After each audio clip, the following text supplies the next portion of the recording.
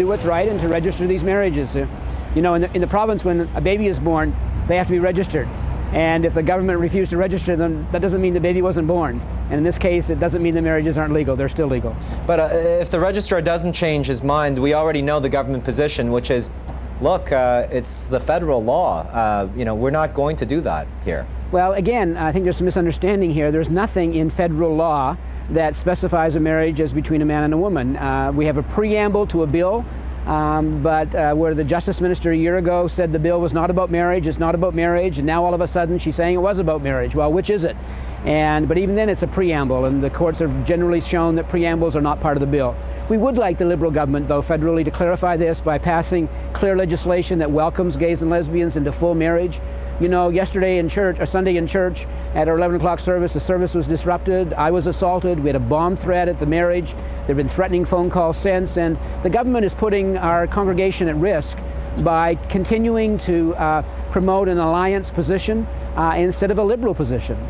So do you continue on with the stance then, which appears to be going towards the courts and, as you've said, the Supreme Court perhaps? Absolutely. I mean, we've said all along that we want to fight for full equality for gay and lesbian couples, full inclusion in Canada, so that a gay couple who love each other, who want to marry, can have the privilege to marry. You know, in our society, you could have a heterosexual couple both in prison for murder, and they have the right to be married.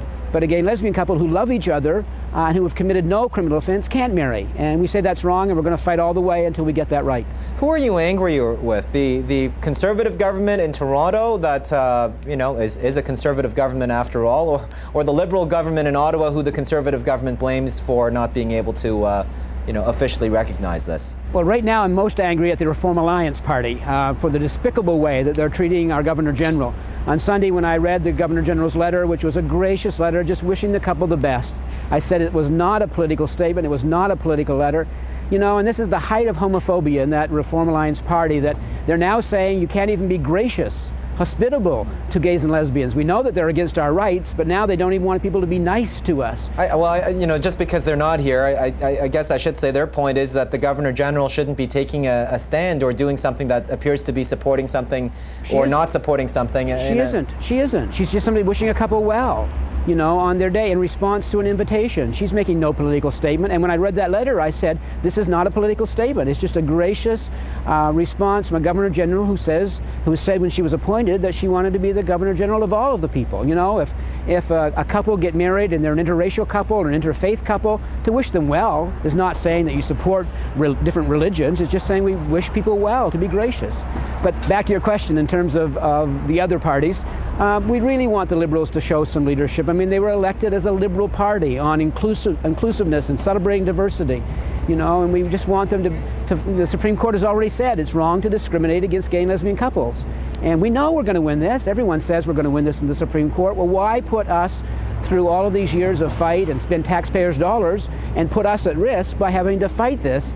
You know, if they would just pass clear legislation, then a couple of years from now, people wouldn't even think twice when they hear a gay and lesbian couple are going to get married. Well, one last question for you. How is the congregation holding up? You know, I mean, just looking at the pictures of the police presence, only mob weddings get that kind of police presence. You know, the fear, the threats, as you've mentioned. Do you go on? Do you perform more gay marriages? Do you fight on, or do you pull back? No, no, we're not going to pull back. If there are other couples, gay and lesbian couples or heterosexual couples who want to be married, if they can get a license from City Hall, great. If we do the publication of bans, great. And we'll continue to do this. It's the right thing to do.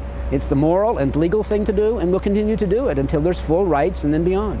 The Reverend Brent Hawkes, thank you very much for joining us today. Thank you. Did not attend Sunday's gay wedding, her office did send a congratulatory message, and that seems to be where the problem began. CTV's Jim Munson has more. When two homosexual couples were pronounced married Sunday in Toronto, the minister wanted the congregation to know something special. The Governor General and her husband had sent a message. It was addressed to Mr. Kevin Bourassa. Last week, Bourassa invited Adrian Clarkson to the wedding, but the events director for the Governor General declined the invitation and wrote on behalf of Clarkson. Madam Clarkson and Mr. Saul have asked me to convey to you and Mr. Varnell their congratulations and best wishes. As Her Majesty the Queen's representative in Canada, Adrian Clarkson's role is quite specific. Constitutionally, she is supposed to follow the advice of the Queen's ministers. and the federal government has made it clear it opposes gay marriages. Clarkson's press officer says it's all a misunderstanding, that Mr. Bourassa received a standard courtesy letter. A statement from Rideau Hall says the Governor General wasn't made aware of the invitation and doesn't want to be drawn into the debate. But with the message of congratulations to the couple, Clarkson has been drawn into the debate.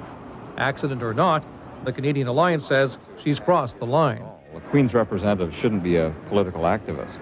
Lost in this debate over Adrienne Clarkson and her role as Governor General is the overriding issue of gay marriage. With the Ontario government not recognizing Sunday's ceremony, the couples will now take their fight to the courts. Jim Munson, CTV News. Thank you. Brent Hawks, the registrar of the province, has been adamant over and over again that he will not register your two marriages. Yeah, well, we have a couple of days for him to change his mind and hopefully get some good legal advice and maybe for God to intervene, for him to do the right thing. You know, in our province, when a child is born, that child is registered. And the fact that the Registrar General may refuse to register doesn't change the birth of that child. This child's still alive. And these marriages are legal and full marriages, and we anticipate that the Registrar General will register them either under his own willingness right now or by order of the Supreme Court eventually. And so we hope soon that that'll happen and that we won't have to go through years of court battles and spending taxpayers' money.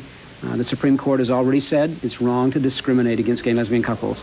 And the Vital Statistics Act in this province requires the Registrar General to register these marriages. When he receives those documents, he's to take a look at them to make sure they're fully completed, which they are. I can assure you every line is taken care of.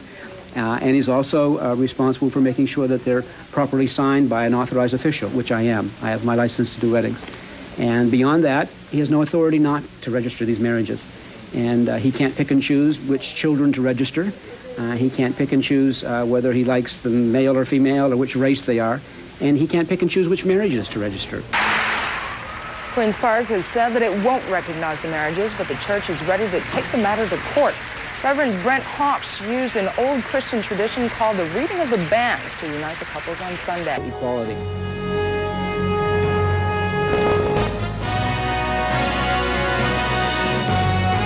Good evening. The gay marriage issue is now officially in Queen's Park's court. That story in a moment. But there today when the Reverend Brent Hawks, who made history on Sunday by pronouncing a gay and lesbian couple married, took the next step. He mailed copies of the two couples' marriage licenses to the Ontario government, asking that they be registered. Hello. So this registered mail, please? How long does it take for it to get there?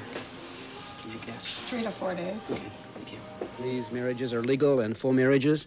And we anticipate that the Registrar General will register them either under his own willingness right now or by order of the Supreme Court eventually. Last Sunday, the Reverend Brent Hawks presided over the double wedding ceremony of Kevin Bourassa and Joe Varnell, Elaine and Anne Vautour. For the first time anywhere in the world, a gay and lesbian couple were married following the publication of bans, an ancient Christian tradition proclaiming a couple's intent to marry before their church congregation. Ontario's Registrar General Bob Runciman is on the record as saying he will not register the two same-sex marriages because they fail to meet the definition of marriage according to federal common law, which defines marriage as a voluntary union between one man and one woman to the exclusion of all others. Why are we wasting a penny of taxpayers' money on this? Refused a marriage license by Toronto City Hall, Michael Leshner's own court challenge will be heard in October in Superior Court. Even if we lose the first round, who's going away? Activists Leshner and Hawks say the public is way ahead of governments and courts, that public opinion polls show broad and growing acceptance for same-sex marriage. We're not taking away, this is not special rights, we're not denying anyone else, you know, we're not saying to any other church you have to marry gays and lesbians. We're simply saying that we want our freedom of religion to be able to marry whoever we want within the law. You're in for a court fight. We have a Charter of Rights and Freedoms to protect minorities in this country when governments don't have the courage to lead. And consistently, the courts have had to tell governments in this country to include gays and lesbians and to welcome us fully in society. The Reverend Brent Hawks expects to hear from the Registrar General's office within the next 3 or 4 days. And we also want to know what you think about the issue of same-sex marriages. Let us know on our City Pulse web poll. Just log on to Pulse 20.